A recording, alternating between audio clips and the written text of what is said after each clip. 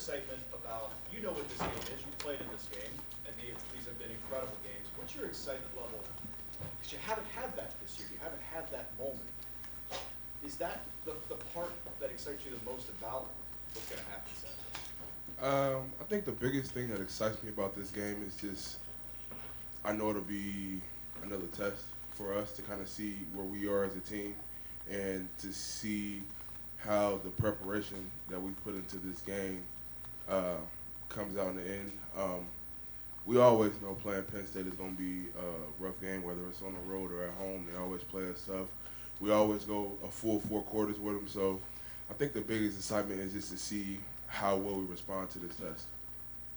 Front row right, Austin from Letterman Row. Maybe when you guys face mobile quarterbacks, how important are the defensive tackles in containing him, making sure that that pocket is collapsing and then there's not an escape hatch?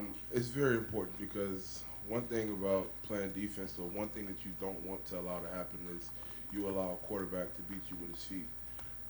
If he could beat you with his feet on the ground, it's kind of tough as a defense to be efficient. So it is a lot of stress on us within the interior this week because their interior three they're also elite. So our nose guards and 3 techs this week are going to be tested heavily. Their center and guards are tough, so we're going to have to bring our A game and bring our toughness, and it's going to be a true challenge.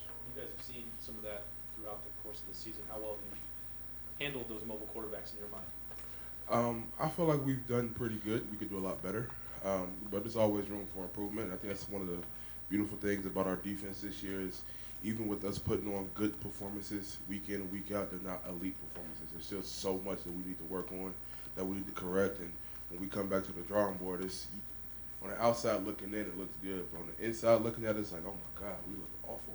So, it's still a lot of things that we need to work on and correct, and we got to be disciplined with a lot of things. So, that's why what this week is for practice, and we're going to take it one day at a time. Third row left, Edward from ESPN. Robert, what has Chase's demeanor been like the last couple of weeks when he wasn't able to fully practice and obviously not play?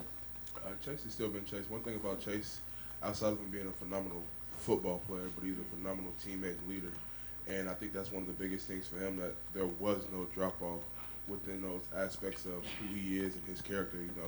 Even in practice from the sidelines, he's coaching guys up. He's telling them, hey, work on this, work on that. I saw this, especially with the young DNs that we have who had to play in those games when he was absent. So as far as how Chase has handled that situation, he handled it beautifully. So I'm proud of him and glad we got him back. What did you and some of your teammates do to make sure that he didn't hang his head? Honestly, it wasn't anything that we did any differently. At the end of the day, in our room, we're brothers. We love each other. We support each other no matter what happens, win, lose, or draw. We always going to be in each other's corner. So I don't feel like the environment or how we did things with him changed. It was still the same. We still brothers. Still clown around. Still talk crap every now and then. Still have fun. Still went out to eat. So none of the dynamics of our room didn't change because of the situation. It's just, if anything, we got closer together. Front row left, Nathan from Cleveland.com. What did you learn about the rest of this defense playing without Chase the last 2 weeks? I say a lot of guys stepped up to the plate. Everybody's level of play had to rise. From the secondary all the way down to the D-line, everybody had to step up.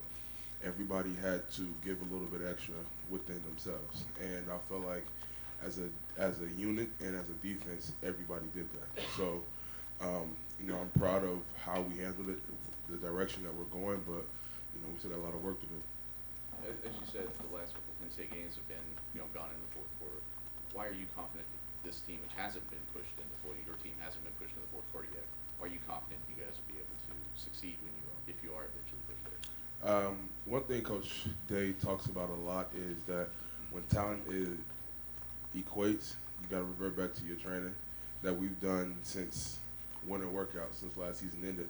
And I feel like guys have worked so hard on trying to perfect the little elements of our craft, and we've pushed so hard to be fundamentally sound every single rep, and we try to make practice as hard as possible to where we're able to simulate the fourth quarter the best that we can within practice.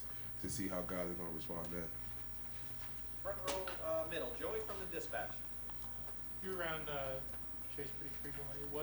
Is he really excited to come back? He seems like he's always kind of excited in general, people say, but it seems like after missing 2 games and then a bye week, he would be really kind of amped to return. Yeah, he's definitely excited to be back on the field with with the boys, and I think Chase is focused and he's ready for this week, and right now is just getting back into the groove, and I think it'll be good. Right next door, Bill. Yeah, curious by something you said. You said from the outside world thinks we're playing great. On the inside, it looks like we're awful. Why do you say that? Can you give examples of things as you on the inside see that the rest of us don't? It's just a lot of little things like guys out of gaps, not running specific defenses that we're supposed to run, having MAs on certain plays, not running the plays correctly because they missed a call, or maybe a blown coverage that the God-given ability that we have maybe allowed them to kind of recover and not look as bad as it could have been. It's just a lot of the little things and some of the basics that we worked on for so long that we preach within every room and within our defense that guys have just been messing up on, and it's a lot of things that we kind of just skate by with. And like I said, that's a kudos to the coaching staff, because every little thing that we do wrong, they don't let it ride. You know what I mean? And as players, we don't let it ride either. It's one of those things where those little things over the course of time will add up. You know what I mean? And it'll catch us in the long run. When you've beaten my team by an average of more than 40 points, you're playing a team that can make you pay for those kind of mistakes finally. How much are you looking forward to that challenge? Like, okay, if we are making the mistakes that I know we're making, we're going to get burned, and therefore I want to see what we're going to do when we're pushed to that standard. I'm excited to see, how this week's game plays out and how it goes. Like I said, it's one of those opponents where talent is equated. So it's going to be a lot of emphasis this week on the fundamentals, the basics, our technique, and mentally, guys has got to be ready for this game. It's a lot of guys that are going to have to play in this game that has not experienced the atmosphere that we're about to be in on Saturday, and it'll be interesting to see how they respond to it. Third row left, Dan from 11 Warriors. Robert, with Chase missing a couple games, and Jonathan Cooper's missed some time this year, how important do you feel like you and Devon and Jayshon as fifth-year seniors were to making sure the defensive line and this defense stayed on track? I feel like it was extremely important just because we are 3 guys that have been here 5 years, which is outrageous. I feel every last year, but we've been there. We've been around the block a few times. We've been in those 4-quarter games. We've been in those overtime games. We know what it's supposed to look like, what it's supposed to feel like, and we've had to handle adversity over the course of our 5 years here, individually and together. So that was one of those moments where our room was tested. We had some adversity with losing guys, and at the end of the day, one thing Coach Johnson preaches a lot is next man up.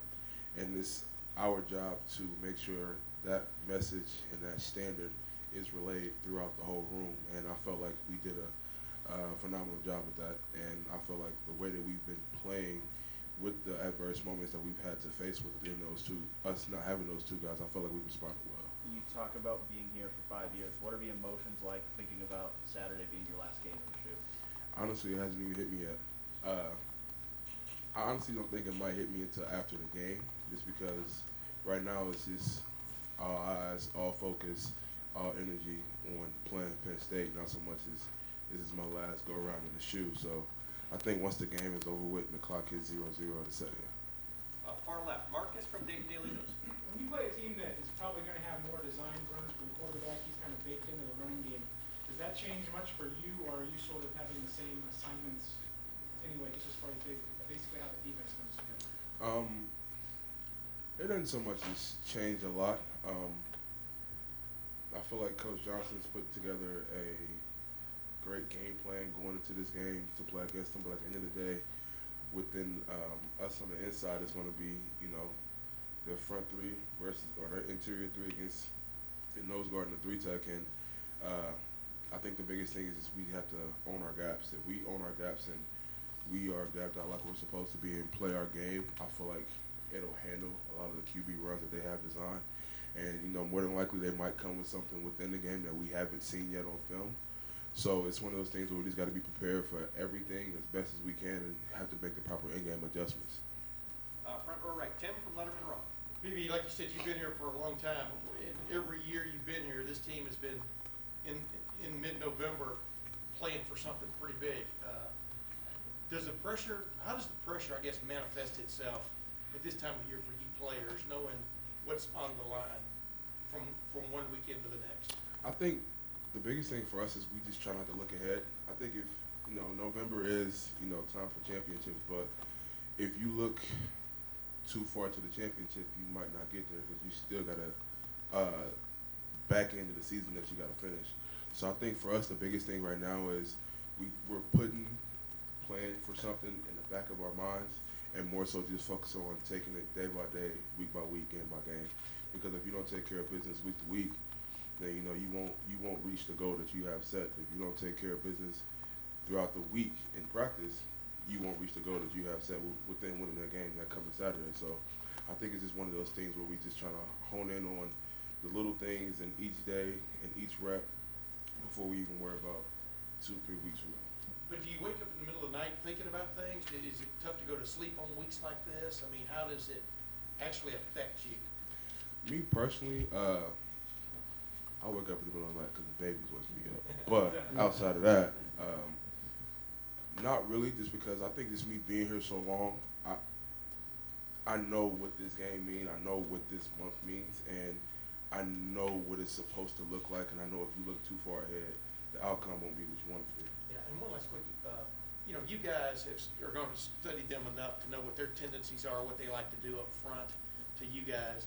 They've studied you guys. What are you more curious on how they're going to try to take care of what you guys like to do defensively up front, or are you more curious on how they're going to react to what you guys are doing? If you follow my drift, I mean, it's Yeah, I think I'm more curious to see how they scheme us, because that's another test for us, because now as a player, if you can't make the proper in-game adjustments and be able to formally and properly communicate to coach, well, hey, I'm getting this, or I see this, I see that, then it's going to be hard as a team to make the proper adjustments that we need. So I'm interested to see what they do, if they change their tendencies, if they stick to their tendencies. So it's going to be interesting. And final question, second row left, Bill from The Athletic. BB, a couple of years ago, I think it might have been in the spring, Coach Myers stood where you're standing and labeled the 2015 recruiting class a misfit class at the time. I think there are maybe 10 of you guys still left. Just what's the journey been like with that group, from I guess being misfits to now being, you know, fifth-year seniors and a team that has a lot on the table and you all seem to be playing well? It's been a unique journey to play it down a little bit. It's been fun. It's been interesting. I feel like as a whole within the 2015 class, we really got close through a lot of the trials and tribulations that we had to go through in the off season, is because we kind of put ourselves in some positions that we really didn't want to be in. And that's just, we were young, dumb, and we made some mistakes, and you know, coach made sure he took care of it properly. And I feel like that's one of the things that's made us so close, because we've watched each other develop so much from when we got here as freshmen to where we are now. Just seeing guys that we came in with, some, you know, leave and take their talents, you know, elsewhere, and then some, you know, have the opportunity to play in the league. The journey's been a blessing. You know what I mean? I wouldn't want to do it with any other group of guys, and the relationship and the bond that we've built here, you know, we'll have it forever. Great. BB, thank you very much. Appreciate it.